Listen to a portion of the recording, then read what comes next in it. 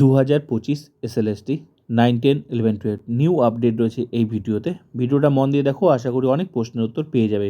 এই মুহূর্তে আমি তোমাদের কতগুলো আপডেট দেব।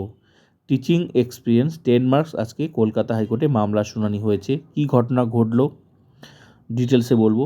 সঙ্গে এই 10 মার্কস যদি বাদ যায় তাহলে কাদের লাভ, ফ্রেশার্সদের লাভ নাকি ইন সার্ভিসদের লাভ, পুরো নিয়োগের ভবিষ্যৎ কি, ক্যান্সেল হবে না তো, সেটাও আমি ডিটেলসে বলবো। সঙ্গে আজকে 10 মার্কস নিয়ে যে মামলা এই যে চলছে, এর ফলে আজকে যে রেজাল্ট দেওয়ার কথা রয়েছে, মানে 11-12 প্যানেল প্রকাশ হওয়ার ফাইনাল প্যানেল হবে তো নাকি হবে না, তো ডিটেলসে আমি তোমাদের বলছি। প্রত্যেকটা আপডেটই আমি তোমাদের ডিটেলসে বলছি। শুরু করা যাক। প্রথমত আমি তোমাদের বলি যে 10 মার্কস নিয়ে আজকে কলকাতা হাইকোর্টে মামলা শুনানি হয়েছে, অনেকক্ষণ হয়েছে, আবার ডেটও দিয়েছে। 10 মার্কস হচ্ছে নেক্সট হচ্ছে ফেব্রুয়ারি মাসের 3 তারিখে আবার শুনানি হবে। তো এবার বিষয় হচ্ছে, অনেকের প্রশ্ন এই মুহূর্তে, অনেকে আমাকে কমেন্ট করে বলে যে কি হবে, ভবিষ্যৎ কী হবে 10 মার্কসের। আমি তোমাদের বলছি, যদি 10 মার্কস যদি বাদ দেওয়ার থাকতো তাহলে কিন্তু কলকাতা হাইকোর্ট এতদিনে বাদ দিয়ে দিত। এবার প্রশ্ন হলো কেন বাদ দিচ্ছে না। বাদ দিলে অনেক ফ্রেশার্স চান্স পায়, তো এক পক্ষ চান্স পায়, আবার এক পক্ষ তো আবার বাদ যায়, এটাও তো তোমাকে দেখতে হবে। তো এবার বিষয় হচ্ছে তাহলে বাদ দিচ্ছে না কেন।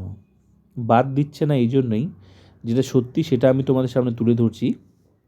বাদ দিচ্ছে না এই জন্যই, যেহেতু গ্যাজেট মেনে পরীক্ষা হয়েছে, পরীক্ষার পর কোনো রুলস সহজে চেঞ্জ করা যায় না, এই জন্যই কিন্তু এটা কিন্তু চেঞ্জ করছে না। বাকি সমস্ত কিছু দেখো অর্ডার দিচ্ছে, কিন্তু 10 মার্কস নিয়ে অর্ডার দেবে না, কারণ জানে এটা দিলে প্রবলেম আছে, এই জন্যই গ্যাজেটে হাত দিচ্ছে না। হ্যাঁ, কখন দিত, যদি এটা পরীক্ষার আগে যদি এই কেসটা হতো, পরীক্ষায় হলো না, অনেক কিছু বাকি আছে, তখন কিন্তু চেঞ্জ করে দিত।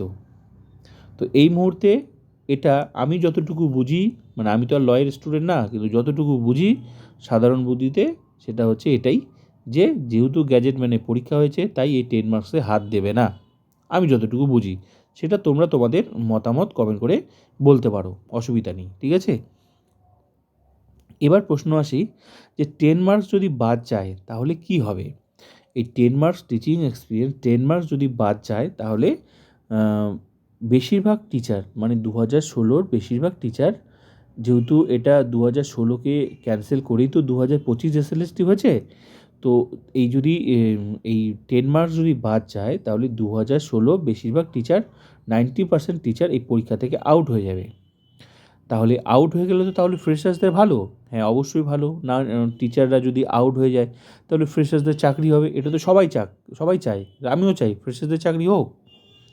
কিন্তু বিষয় হলো, আইনটা তো আবার আইনের জায়গায় না, আইনটাও তো তোমাকে সত্যিটা তো সত্যি মানতেই হবে। সবাই চায়, আমিও চাই যে ফ্রেশার্সদের চাকরি হোক, কিন্তু আইন তো আবার অন্য কথা বলে। গ্যাজেট মেনে পরীক্ষা হয়েছে, এবার এই মুহূর্তে যদি 10 মার্কস বাদ দেয় তাহলে গ্যাজেটকে ভায়োলেশন করে বাদ দিতে হবে, আবার কতগুলো বিষয় আছে তুমি একটু লক্ষ্য রাখো। সুপ্রিম কোর্ট কিন্তু রিসেন্ট লাস্ট অর্ডার তোমরা দেখবে, সুপ্রিম কোর্ট লাস্ট অর্ডারে কী বলেছে, বলেছে যে কলকাতা হাইকোর্ট যাতে যখন কলকাতা হাইকোর্টের সমস্ত মামলাগুলো পাঠিয়ে দিল সুপ্রিম কোর্ট, হ্যাঁ, লাস্ট অর্ডারে বলেছে, তোমরা অর্ডারটা দেখে নেবে, আমার কথাতে বিশ্বাস করার দরকার নেই। লাস্ট অর্ডারটা, কলকাতা সুপ্রিম কোর্টের অর্ডারটা বের করে দেখে নেবে, সেখানে পরিষ্কার করে লিখে দিয়েছে যে হাইকোর্ট যাতে এমন কোনো রুলস প্রয়োগ না করে যাতে আনটেন্টেড সিলেক্টেড অ্যান্ড অ্যাপয়েন্টেড টিচারদের যাতে কোনো মানে কেউ বাদ না যায়, মানে এমন কোনো রুলস প্রয়োগ না করে, নতুন রুলস যাতে 2025 এসএলএসটিতে এমন কোনো রুলস প্রয়োগ না করে যাতে ওরা বাদ না যায়। তার মানে দাঁড়াচ্ছে, এই মুহূর্তে যদি 2025 এসএলএসটিতে যদি যে রুলসটা ছিল, মানে 10 মার্কস দিয়ে 2016-রা ডাক পেল, এবার যদি 10 মার্কস যদি আউট করে দেয়, তার মানে কি 2025 এসএলএসটিতে নতুন রুলস প্রয়োগ করা হলো, 10 মার্কস আউট মানে বাদ দিতে হবে। তার নতুন রুলস প্রয়োগ করা মানে কি, তার মানে 2016-র আনটেন্টেড টিচাররা বাদ চলে গেল 90%।